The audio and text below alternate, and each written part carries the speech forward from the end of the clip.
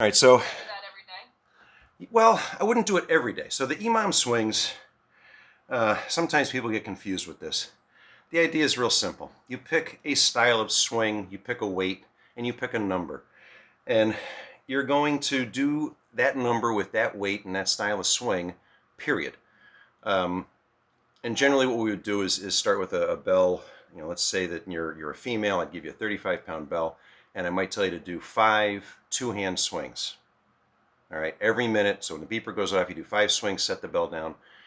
Beep, 5 swings, set the bell down. Next week, you'll do 8 or 10. The week after, you'll do 12, 15. The goal would be to get to 25 swings every minute without any problems, okay? So 250. Now, with that same bell, so let's say we were using that 35-pound bell. After we get to the 25 swings, we reset, we drop it down to maybe 10 swings and go hand to hand, right? Same weight, but now we're going hand to hand. Changes things a bit.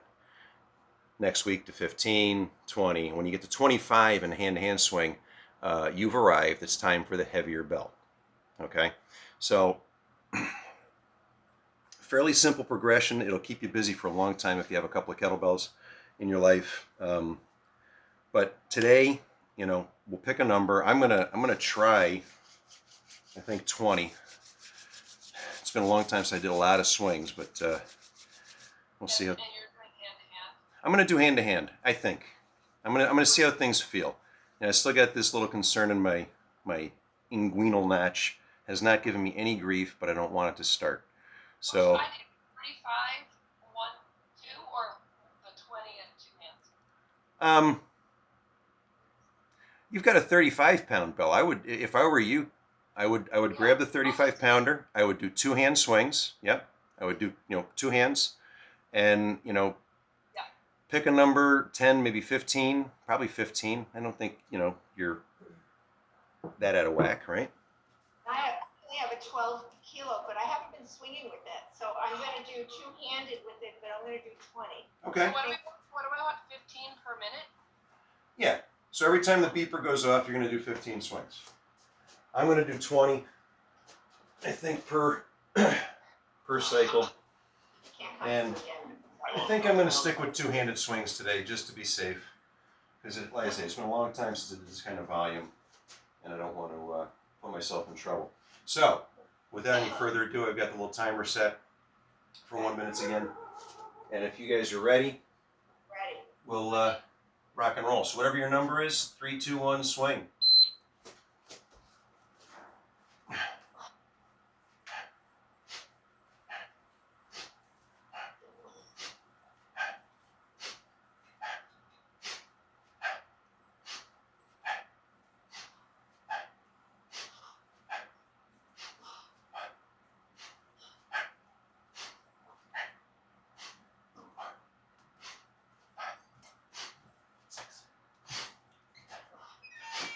Eight, 9, 20. Then you set the bell down. And we've got 23 seconds. So what you'll find is as you get to the 15, 20, 25 swing mark, you're probably working 35 to 45 seconds out of the minute. We got 10 seconds, and the beep will go off. So cumulatively, this starts to kick your butt. Zoom, and I haven't been doing it. I don't know why I got away. 3, 2, 1, swing. Again, whatever your number is, hips back, hips forward, pop and lock. You want tight thigh, tight butt, tight belly at the top. A perfect plank, as it were.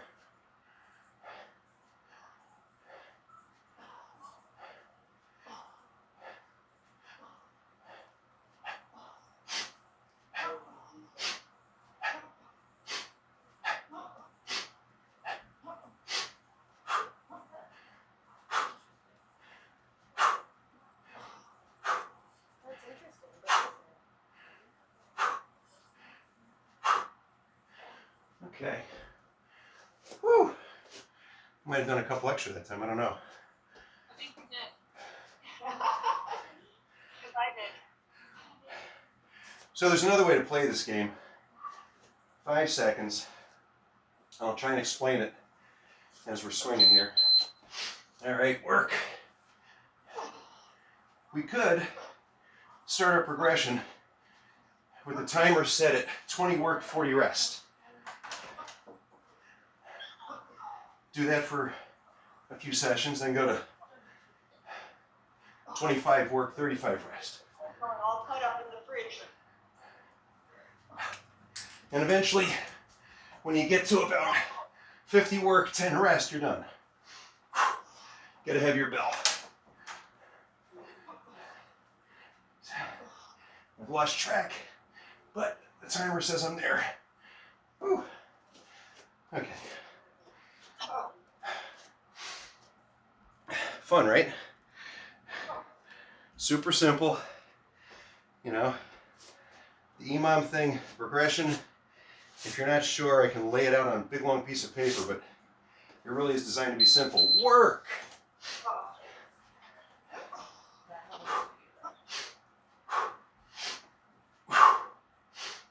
Keep the belly braced. Drive with the hips. Inhale back, exhale forward.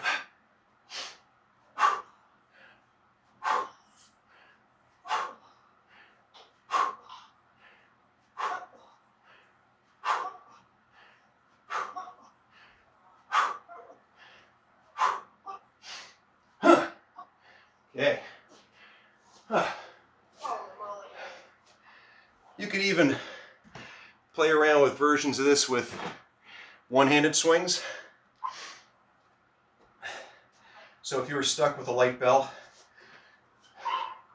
your routine might be to do 5 left, 5 right each minute, and then build that up. Work. We could do cleans. We could do high pulls. We could do TRX rows or push-ups in an EMOM fashion. But for cardio, this is great.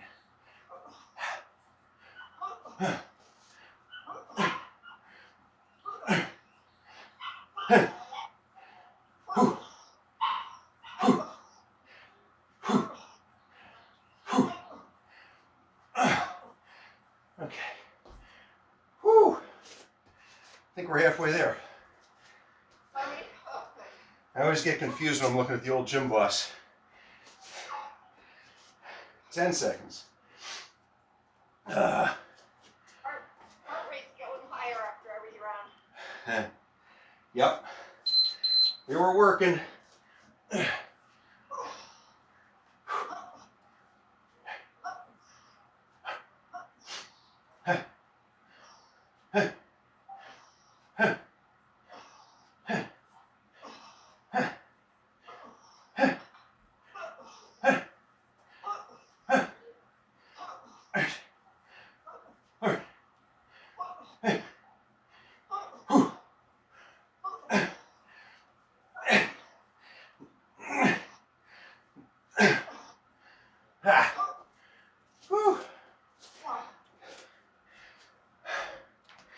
Now it's a good idea to keep moving a little bit. Shake things out. We used to do this little like a hula dance, but relaxing all the muscles. Good. 3, 2, 1. This is 7. I don't have Rice Krispies.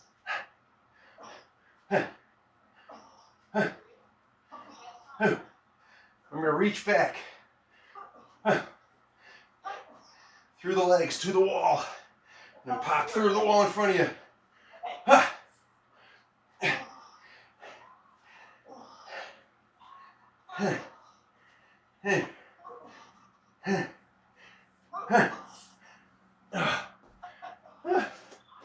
must have miscounted there.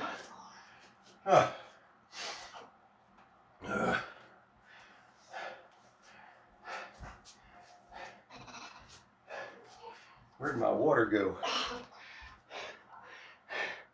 Got my little happy face water. Just back practice totally. Oh, time to work. Put those back in your room.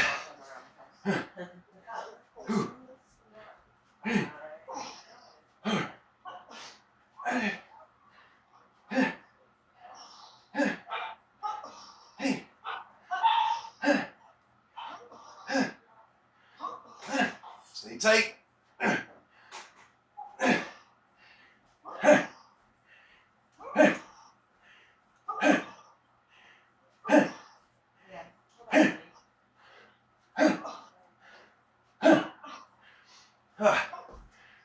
Whew. All right, 2 more after this. I was off by 1. You barely finished the 20. Should I? If you didn't finish the 20, it's okay. Keep going, do what you can. But know the next time you do this, you're going to still do 20. So until you can complete all rounds at your rep level,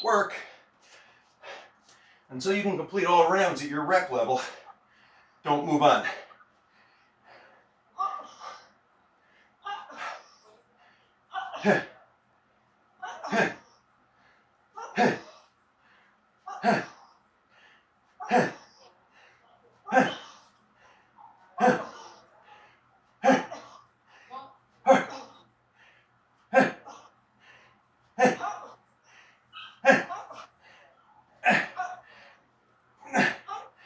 There's 20.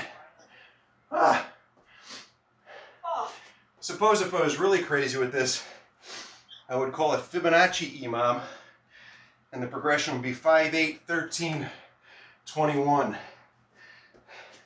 But that would be brutal hard, especially with a new weight. 5 seconds. This is it. 19, 18, 17. Psychologically counting backwards helps.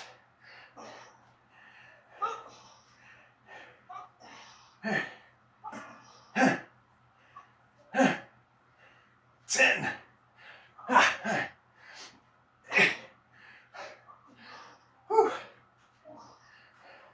5, 4, 3, 2, 1. Okay. Okay, now drippy, drippy, drippy sweat. Come on, reset. Thank you. Wow. Forgot how much fun that was. So that's EMOM.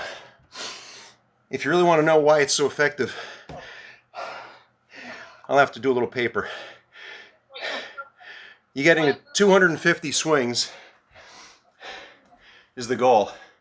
So whatever swings you did, multiplied by the weight you have, and you can almost roughly multiply that weight by about a factor of 10. And that's going to explain to you why you feel so out of breath. Because we found that when you swing a bell properly, you're generating roughly about 10 times the weight of that bell in terms of downforce. So it's like deadlifting. If you're using a 50-pound bell, you're deadlifting 500 pounds. Okay, so each swing is a 500-pound deadlift. So this is why I'm having trouble talking, you're having trouble breathing, your heart's having trouble keeping up. It's a lot more work than it looks like or sounds like until we put some good science to it. Before the good science got put to it, the Russians called it the what the heck effect, or what the hell effect if you're of that, but yeah. So, questions?